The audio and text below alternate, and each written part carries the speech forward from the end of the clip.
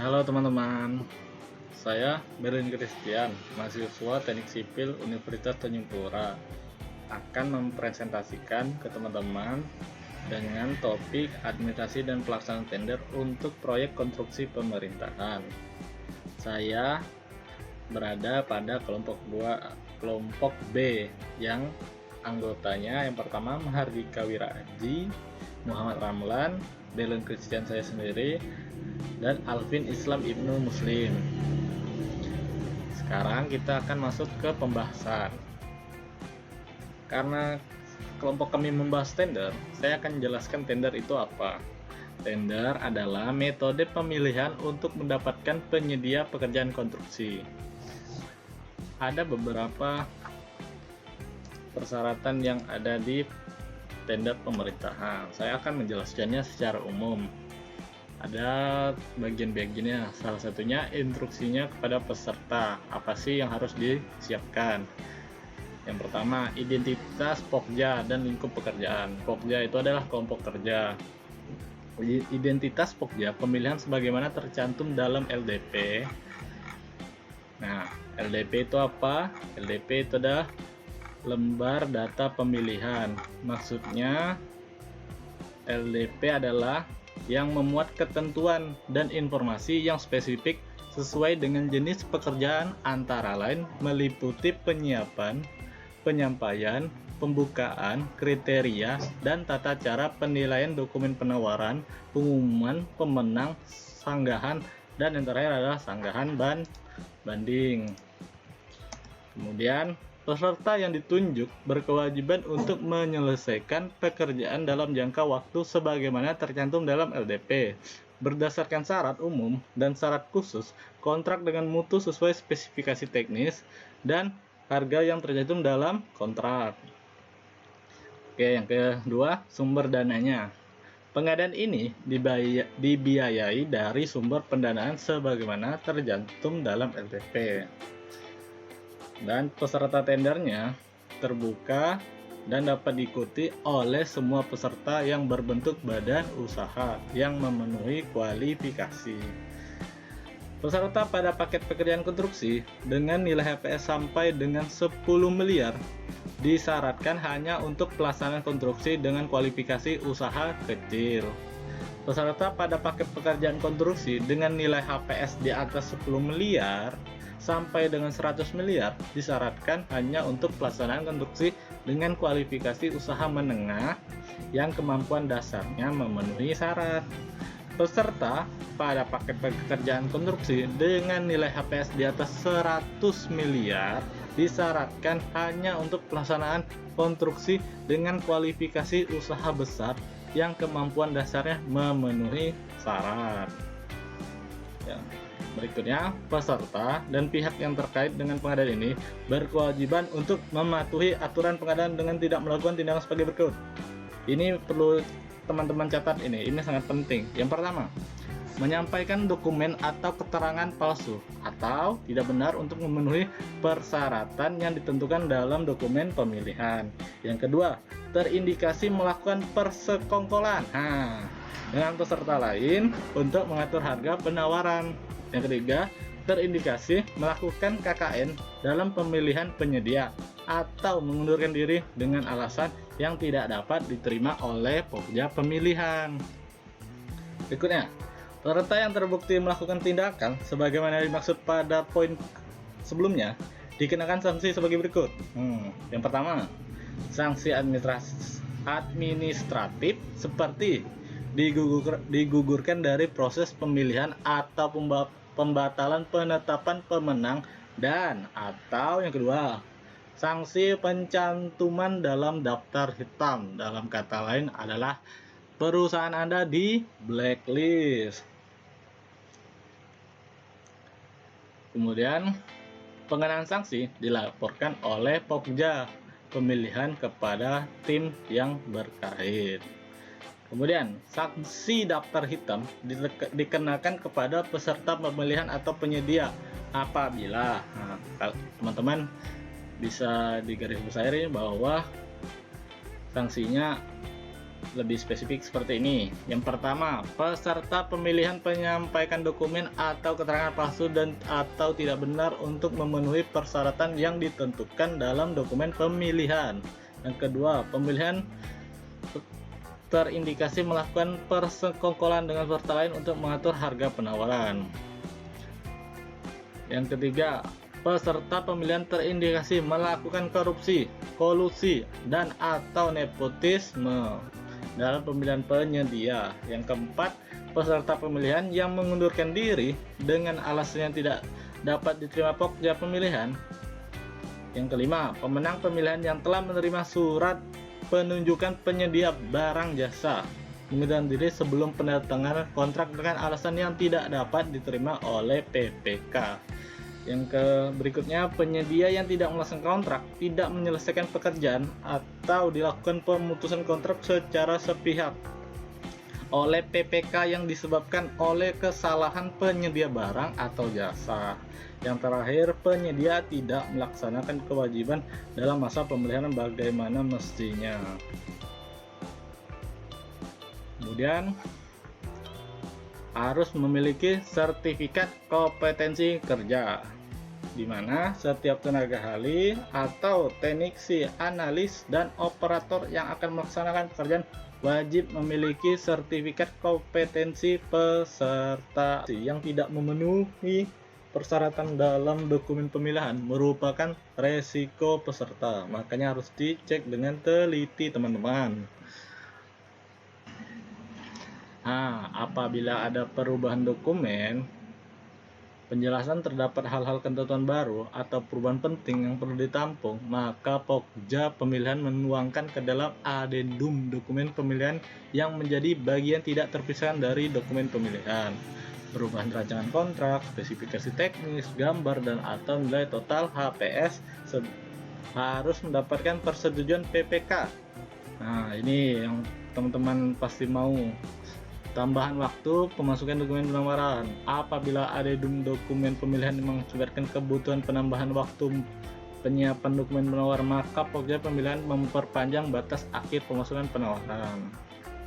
Biaya overhead atau biaya umum dan keuntungan termasuk untuk penyelenggaraan, biaya pengawasan dan staf lapangan, tenaga ahli lapangan, administrasi kantor, dan fasilitas sementara, transportasi, konsumsi, keamanan, kontrol kualitas dan pengujian, serta semua pajak, bea, retribusi, tenaga kerja, praktik, magang, dan pungutan lainnya yang sah yang harus dibayar oleh penyedia untuk pelaksanaan paket kerja consulting ini telah diperhitungkan dalam total harga penawaran. Semuanya batas atau peraturan itu ada di LDP semua, teman-teman.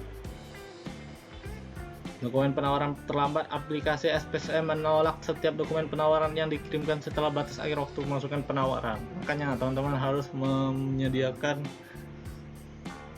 alat elektronik untuk mengecek aplikasi SPSS secara terupdate.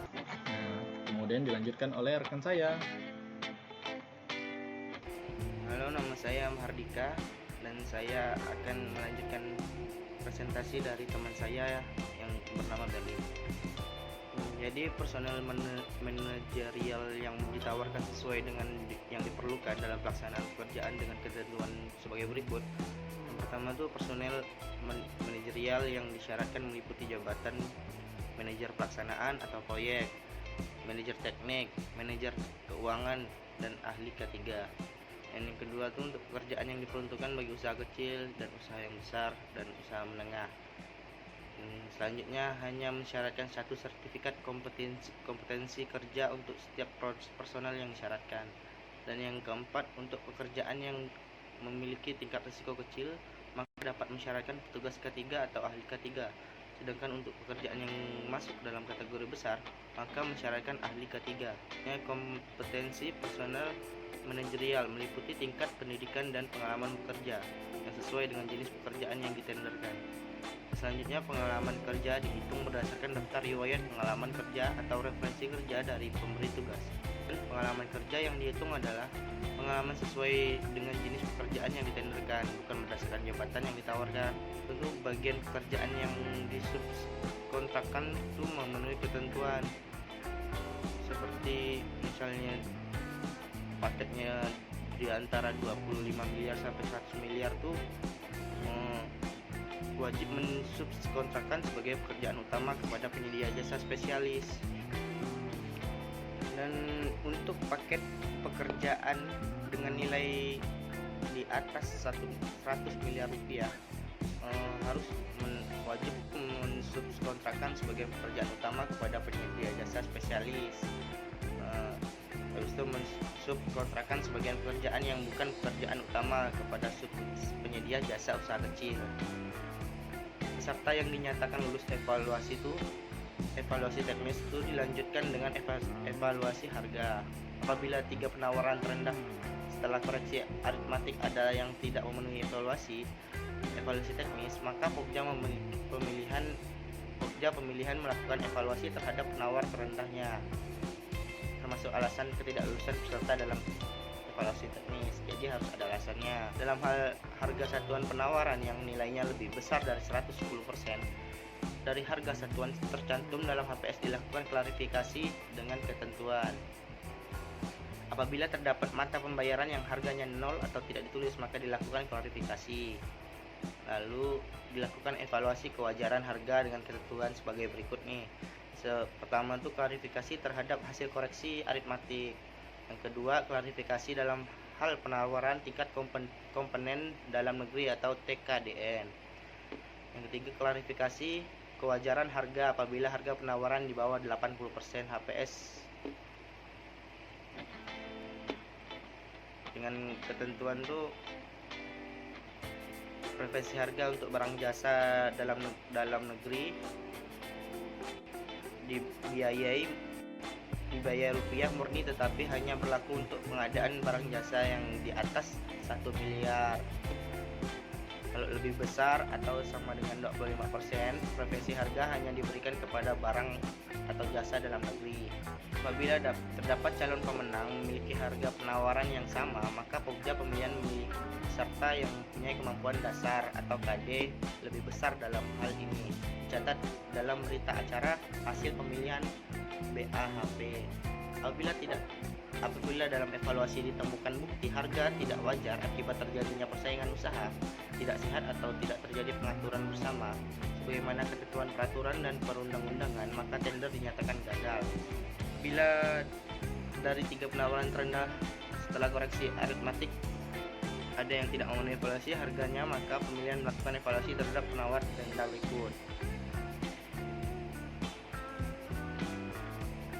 Selanjutnya, evaluasi kualifikasi. Pokja pemilihan melakukan evaluasi kualifikasi terhadap dokumen kualifikasi yang disampaikan oleh peserta melalui form elektronik isian kualifikasi dalam aplikasi SPSE atau pada fasilitas upload data kualifikasi.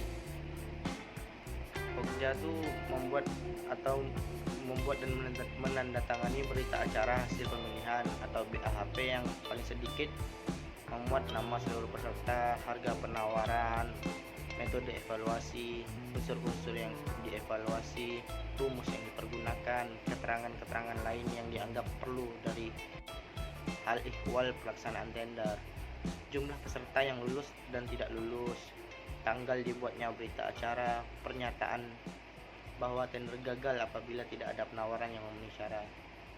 Untuk pengumuman pemenang, Pokja pemilihan mengumumkan pemenang cadangan 1 dan 2 apabila ada melalui aplikasi SPSE.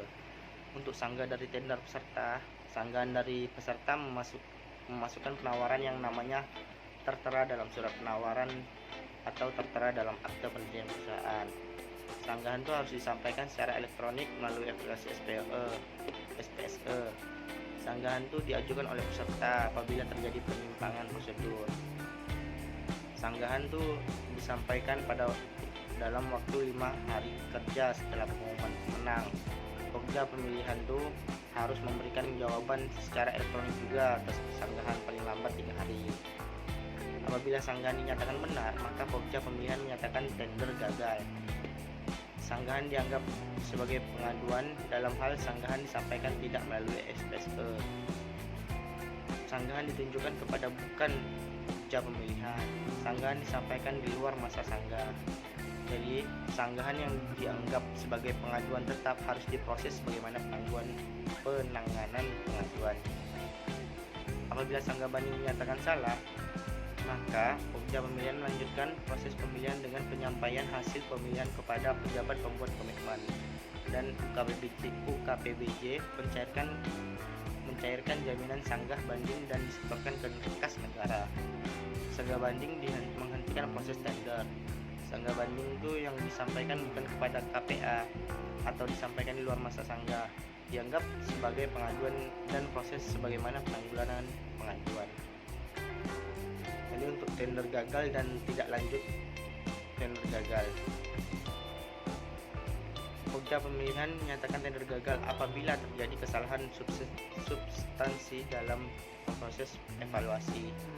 Tidak ada peserta yang lulus evaluasi penawaran. Dalam dokumen pemilihan ditemukan kesalahan. Seluruh peserta terlibat korupsi. Seluruh peserta terlibat persaingan usaha tidak sehat. Seluruh penawaran harga terkoreksi di atas HPS, atau calon pemenang dan calon pemenang cadangan 1 dan 2 setelah dilakukan evaluasi dengan sengaja tidak hadir dalam klarifikasi atau pembuktian kualifikasi. Kontrak ditandatangani paling lambat 14 hari kerja setelah diterbitkannya SPPBJ.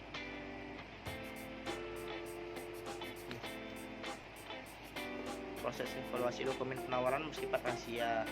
Informasi yang berhubungan dengan penelitian, evaluasi, klarifikasi, dan usulan calon pemenang tidak boleh diberitahukan kepada peserta atau orang lain.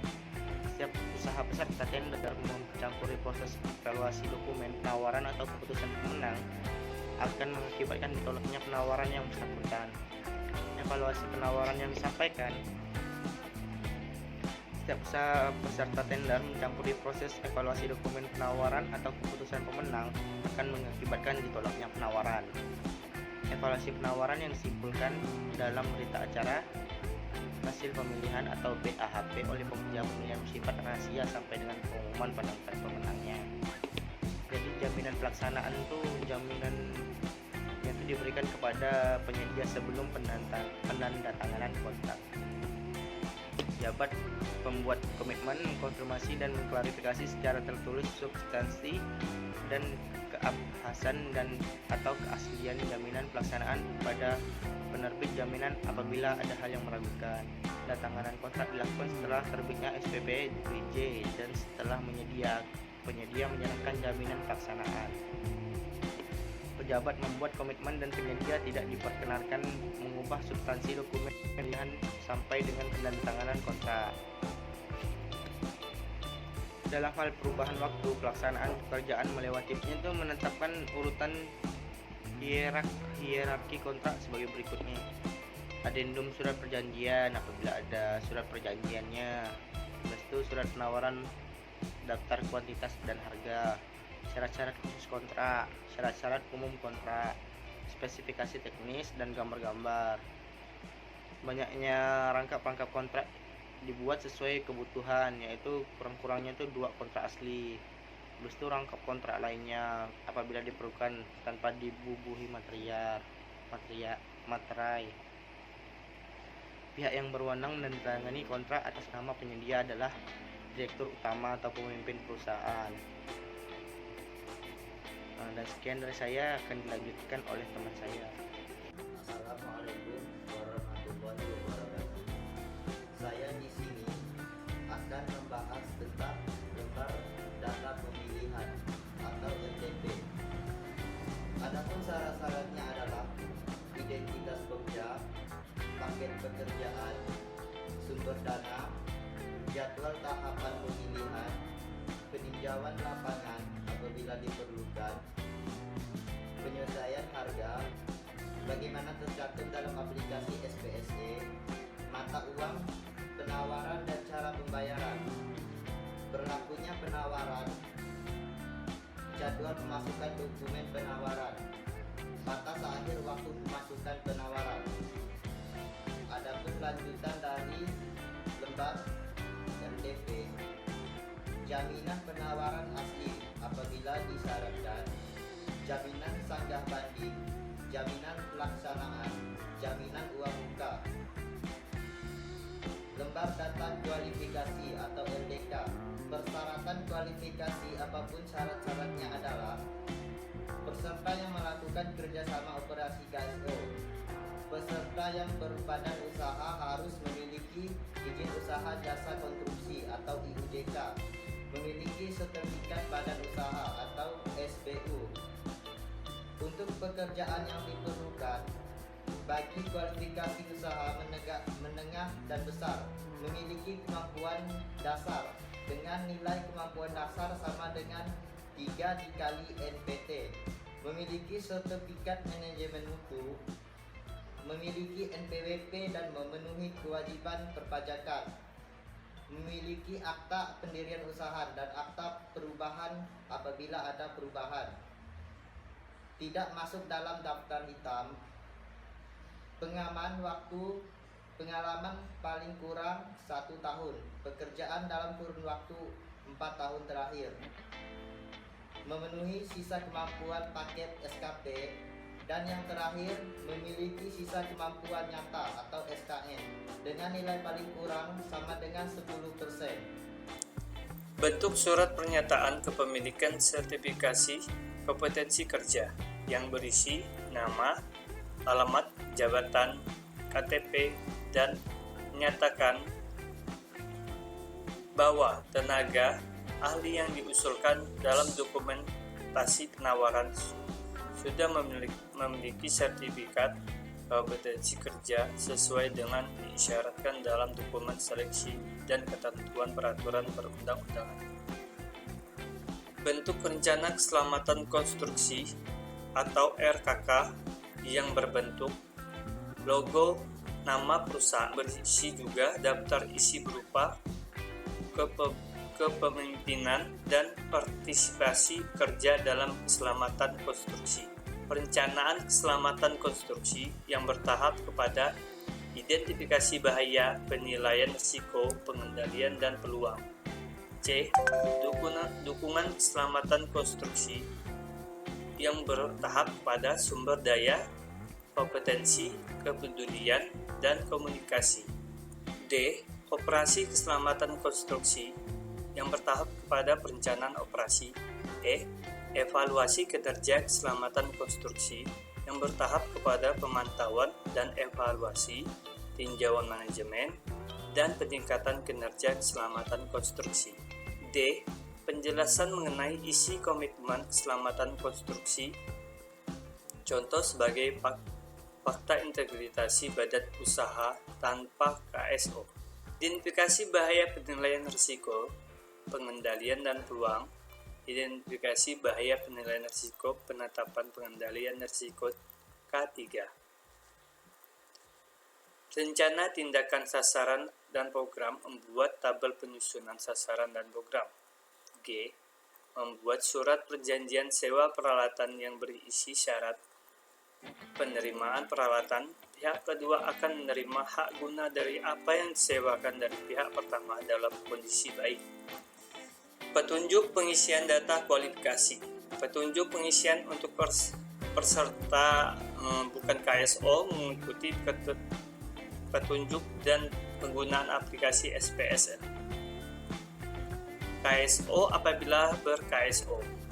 Untuk peserta yang bertunjuk KSO, masing-masing anggota KSO wajib mengisi formulir isian kualifikasi untuk masing-masing kualifikasi badan usahanya dengan petunjuk pengisian formulir isian kualifikasi sebagai berikut ini.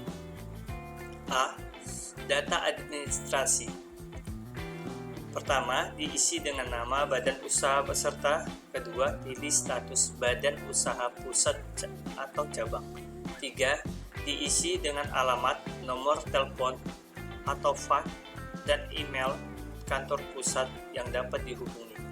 Keempat, diisi dengan alamat, nomor telepon, nomor fax dan email kantor cabang yang dapat dihubungi apabila peserta berstatus kantor cabang. B. Landasan hukum pendirian badan usaha. pertama diisi dengan nomor, tanggal, dan nama notaris penerbit, akta pendirian perusahaan atau anggaran dasar koperasi, serta untuk badan usaha yang perusahaannya atau anggaran dasar koperasi, serta untuk badan usaha yang berbentuk perserio terbatas diisi nomor pengesahan dan Kementerian Hukum dan HAM. C. Pengurus badan usaha diisi dengan nama, nomor KTP atau SIM atau paspor, dan jabatan dalam bentuk usaha. D. Izin usaha. Tabel izin usaha yang berisi 1 diisi dengan jenis surat izin usaha, nomor dan tanggal penerbitannya. Tata cara evaluasi kualifikasi. A. Dokumen kualifikasi yang akan dievaluasi harus memenuhi persyaratan. B. Tata cara penilaian untuk setiap persyaratan kualifikasi. Poin pertama, persyaratan izin usaha jasa konstruksi, sertifikat badan usaha, sertifikat lainnya apabila diisyaratkan dengan ketentuan. A. Pokja pemilihan melihat kesesuaian antara persyaratan pada LDK dengan formulir isian kualifikasi yang telah diisi oleh peserta LPS. B. Pokja memeriksa masa berlaku izin usaha dengan ketentuan. 1. Izin sertifikasi wajib masih berlaku berdasarkan masa berlaku yang tertulis pada izin sertifikasi tersebut.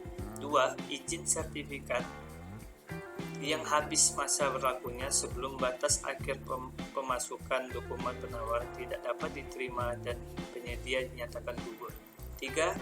Dalam hal masa berlaku izin sertifikasi habis setelah batas akhir pemasukan dokumen penawaran, maka harus menyampaikan izin sertifikat yang sudah diperpanjang penjabat pembuat komitmen sebelum penandatanganan kontrak. 5. Pernyataan tidak masuk dalam daftar hitam. Keikutsertaan tidak menimbulkan pertentangan kepentingan pihak yang terkait, tidak dalam pengawasan pengadilan, tidak pilot, kegiatan usahanya tidak sedang dihentikan, atau bertindak untuk dan atas nama badan usaha.